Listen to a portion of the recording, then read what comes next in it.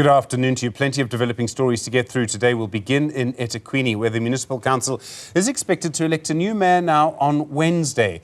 After Mxolisi Kaunda was recalled by the ANC, one of the major challenges in the city is the quality of water. Last year, several beaches were closed due to spills of sewage. Newzroom Afrika's Karinda Jagmohan is at the Umbilo River. Karinda, good afternoon to you. We've got no mayor in Durban at the moment and several serious environmental problems. Certainly so. Good afternoon, Stephen. These environmental issues have been unfolding for years now. And as we expect new leadership into the eThekwini municipality, we're focusing on various issues from service delivery to environmental justice. This Umbilo River is one of the more polluted rivers in the city. And as I stand here, it stinks of sewage. There's pollution all around us. But someone who's been testing rivers frequently is WaterCan, so that's Water Community Action Network. Jonathan Erasmus, thanks so much for your time, sir. We have spoken over years. Can you tell me about the state of the environment, particularly in this city, over the past 4 years? Yeah, thanks, Karinda. Look, one of the issues that we have is that every single major river in eThekwini is at a critical level. And this is not me saying this. This is the city's own monthly reports on the state of rivers that they release. Their own reports have, since 2020, when they started making these things public, have said the exact same thing. And what we've seen is the level or the state of our rivers deteriorate consistently over that period. So we're really in a terrible state. And I think everyone understands that our rivers are our economy, they're our life. They affect everyone in the same. They affect everyone. They affect the poor certainly more, because they rely on these kind of sources much more than most other people do. They can't find other sources. So fixing this fundamental part will ultimately change the entire outlook of how the city moves forward. You know, the city has often said that the sewage spills happened because of the April 2022 floods. But in 2022, before that, we were here reporting on the E. coli. How far back does the environmental injustices go?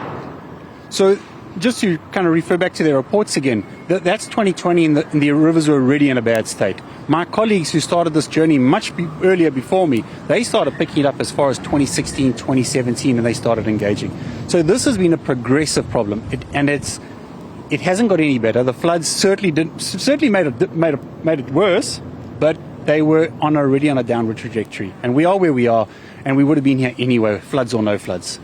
Jonathan, you love the city, you love the environment within it, the beautiful landscape here. So going forward with new leadership, how can we fix these issues and bring in more investment?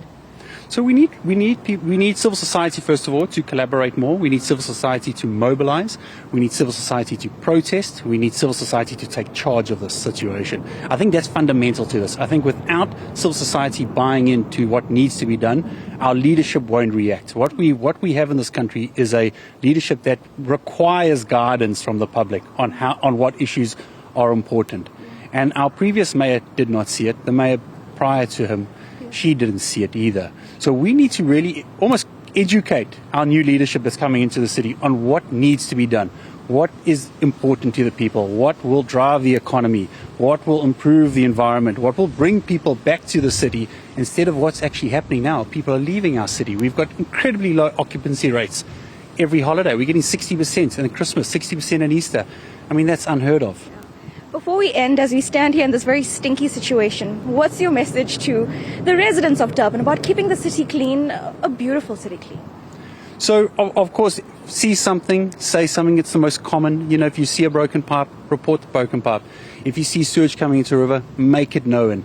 Don't just let the city know. Let your civil society organizations know. Let your resident associations know. Let everyone know. Because the only way we're really going to fix this problem is by making sure everyone is involved in looking for the solution. Thank you so much for your time, Jonathan Erasmus. He's from WaterCan.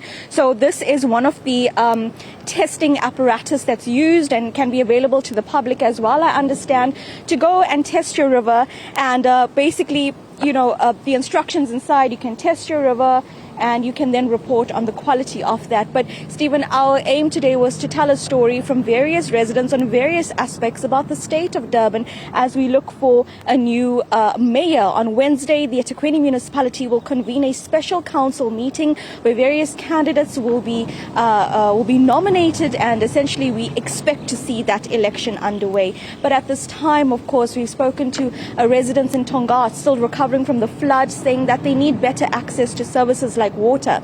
The eThekwini ratepayers protest movement saying there needs to be better management, specifically in terms of billing. And then, of course, here speaking about environmental justice, this Umbilo River goes straight into one of the areas around the Durban harbour, which often smells of sewage. And over the years, we've reported on these environmental injustices. So certainly come Wednesday, lots of pressure on the person that's elected to essentially take this ship forward.